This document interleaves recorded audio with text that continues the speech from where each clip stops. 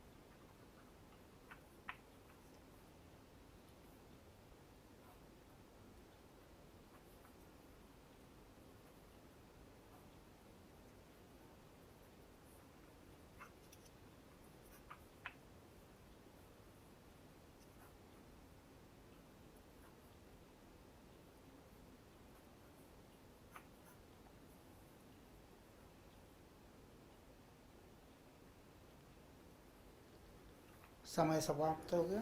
अब group discussion के लिए तैयार हो जाएं।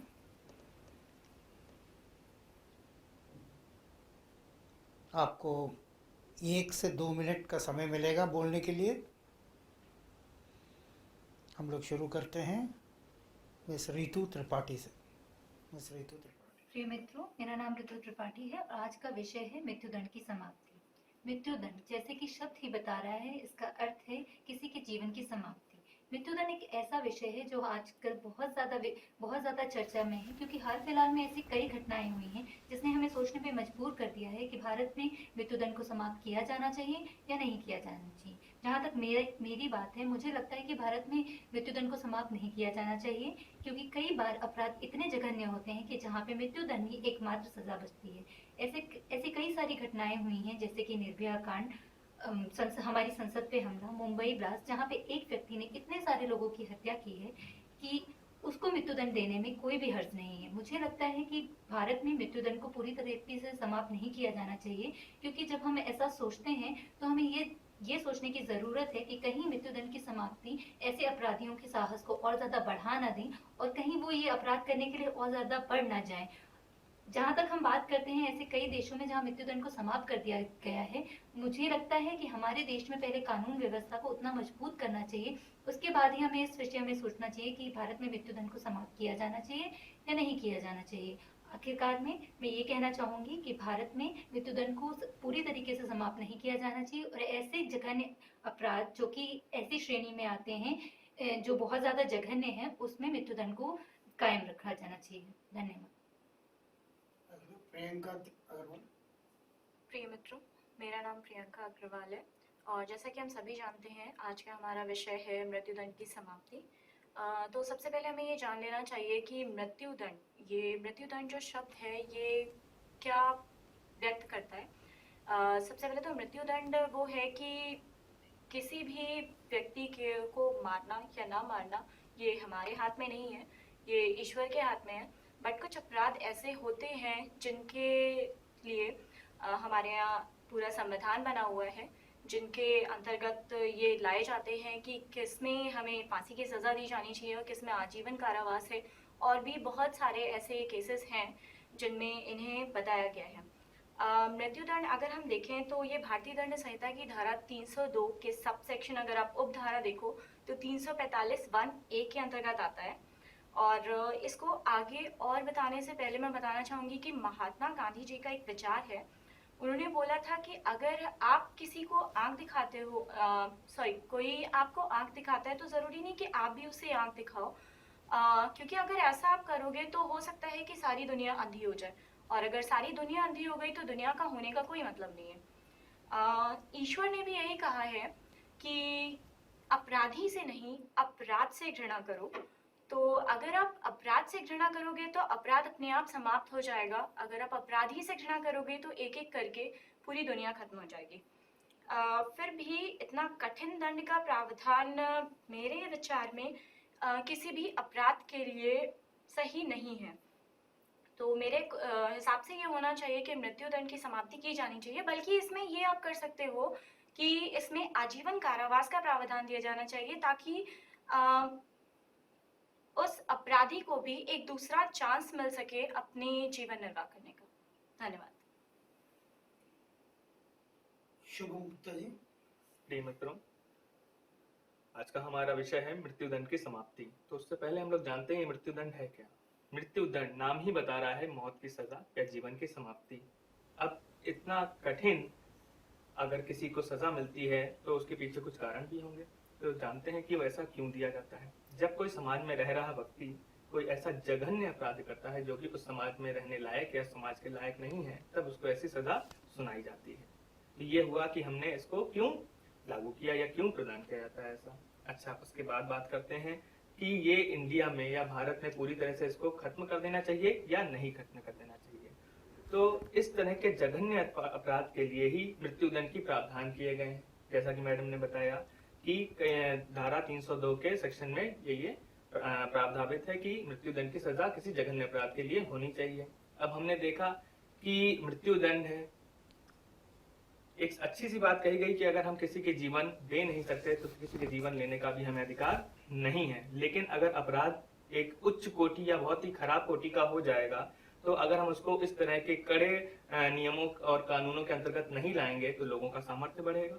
इसीलिए कुछ मानक तय होने चाहिए जिसके हिसाब से ये सेट होना चाहिए, ये तय होना चाहिए कि इसको मृत्युदंड देना है या नहीं है। क्योंकि अगर हमने मान लीजिए बहुत से अभी केसेस हुए, जैसे भारत की बात करें, भारतीय अर्थव्यवस्था, भारतीय कानून व्यवस्था की बात करें, तो हम लोग अभी उस लेवल या उस स्तर तक नहीं है जहां तक हमें होना चाहिए। क्योंकि लगातार जो ये क्राइम्स हैं, लगातार ये जो गुनाहगार वाली एक्टिविटीज हैं और ये क्रियाकलाप हैं, ये बढ़ते जा रहे हैं। हालांकि जो संयुक्त राष्ट्र संघ है उसने एक रेजोल्यूशन साइन किया जिसके तहत बहुत सी कंट्रीज ने अपने देशों में मृत्युदंड की समाप्ति कर दी, लेकिन अभी भी भारत ने इस पे समाप्ति नहीं करी है। क्योंकि अभी पूर्ण रूप से हम समाप्त करने लायक नहीं बने हैं। हमारी अर्थव्यवस्था, हमारी कानून व्यवस्था इतनी मजबूत नहीं हो पाई है कि हम इसको पूर्ण रूप से लागू करके ऐसा करें। क्योंकि जब बात आती है देशद्रोह की, जब बात आती है आतंकवादी गतिविधियों की, जब बात आती है जघन्य अपराध की, तो हम इसको पूर्ण रूप से समाप्त नहीं कर सकते। हाँ, इसमें कई तरह के और मानदंड तैयार करके इसको चैनलाइज करना चाहिए, एक व्यवस्थित रूप से सेट करना चाहिए, लेकिन पूर्ण रूप से इसकी समाप्ति नहीं करनी चाहिए। धन्यवाद। Next and last Ankita Srivastava. प्रिय मित्रों, मेरा नाम अंकिता श्रीवास्तव है। जैसा कि हम सब जानते हैं, आज का हमारा जो विषय है वो है मृत्युदंड की समाप्ति। मृत्युदंड की समाप्ति के लिए पहले ये जानना जरूरी है कि मृत्युदंड होता क्या है और ये किस अपराध की सजा है। तो मृत्युदंड एक ऐसी सजा है जो कि आप अगर कोई बहुत ज़्यादा जघन्य अपराध होता है जिसके लिए हमारी इंडियन पिनल कोड के अंतर्गत धारा 302 में जो सजा मुकम्मल की गई है अपराधियों के लिए, उसे हम मृत्युदंड के नाम से जानते हैं। तो अगर बात की जाए कि मृत्युदंड की समाप्ति होनी चाहिए या नहीं, तो मेरे अकॉर्डिंग मृत्युदंड की समाप्ति बिल्कुल नहीं होनी चाहिए। क्योंकि अगर हम उसकी समाप्ति कर देंगे तो जो जिन गुनाहों के लिए वो सजा बनाई गई है वो लोग भी खुलेआम घूम सकेंगे और उनके मन में कोई डर या कोई भय नहीं होगा। वो अपने मन की कर सकते हैं। जो अपराध उन्होंने किया है वो दोबारा होने की संभावनाएं बहुत ज़्यादा बढ़ जाती हैं। तो मृत्युदंड की समाप्ति पूरी तरह से नहीं होनी चाहिए, क्योंकि ये एक ऐसा दंड है, एक ऐसी सजा है जो कि दुर्लभ से दुर्लभतम जो केस होते हैं या जो आरोप होते हैं उनमें लागू की जाती है। हर अपराध के लिए इस सजा का मुआयना किया ही नहीं गया है। तो हम कैसे कह सकते हैं कि मृत्युदंड समाप्त कर देना चाहिए जब ये हर अपराध की सजा नहीं है। हर अपराध के लिए एक सजा बनाई गई है। तो जिस अपराध की सजा ये है, जैसे हमारा आतंकवादी गतिविधियां हो गई, हमारे जो आजकल बहुत सारे कांड, बहुत सारे हादसे हो रहे हैं, जैसे दिल्ली का हादसा था जहाँ पे लोगों की निगाहें, पूरी दुनिया की निगाहें बस अपने टीवी पे और न्यूज़ चैनल्स पे थी कि कब उस हादसे का जो नतीजा है वो हमारे सामने आएगा। तो जब उसका नतीजा आया तो लोगों के मन में एक बहुत बहुत ज़्यादा उम्मीद भी आई कि हाँ, अभी भी कानून व्यवस्था व्यवस्थित है और हम आज भी न्याय की उम्मीद कर सकते हैं। तो जब उस कांड में, और अगर हम बात करें तो जब हमारे यहाँ कसाब हो गए, अफजल गुरु हो गया, अगर इन सबको जब फांसी एक तरह से दी गई थी, तो एक पूरे देश ने कहा जाए तो एक चैन की सांस ली थी। हर हर एक ऐसा कोई भी भारतीय नागरिक नहीं था जिसने ये ना महसूस किया हो कि हाँ, आज हम सुरक्षित हैं। अगर उस टाइम पे हम उन्हें छोड़ देते, उस समय पे हम उन्हें अगर कारावास में भी रख देते, तो हम सब जानते हैं कि अगर वो आतंकी गतिविधियों में हैं तो उनके जो पैर है वो कहाँ तक फैले होंगे, और अगर हम उन्हें उस टाइम पे छोड़ देते तो शायद आज हम सुरक्षित नहीं होते। तो मेरे हिसाब से मृत्युदंड की समाप्ति पूरी तरह से बिल्कुल भी जायज नहीं है, और इसे पूरी तरह से समाप्त नहीं करना चाहिए। कुछ दंडों में इसका प्रावधान रहना चाहिए। Thank you. Thank you friends. आपको इस विषय में और भी कुछ कहना हो तो आप कह सकते हैं।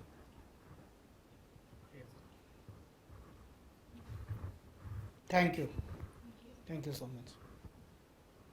दोस्तों, आज हम लोगों ने 2 मॉडल ग्रुप डिस्कशन देखे। जिस तरह से डिस्कशन अभी तक स्टेट बैंक में होता आया है, तो उसी फॉर्म में हम लोग ने आपको इसको दिखाने का कोशिश किया। आपसे इस ग्रुप डिस्कशन का कैसा होगा स्टेट बैंक ऑफ इंडिया में, इसका परिचय देने का कोशिश किया।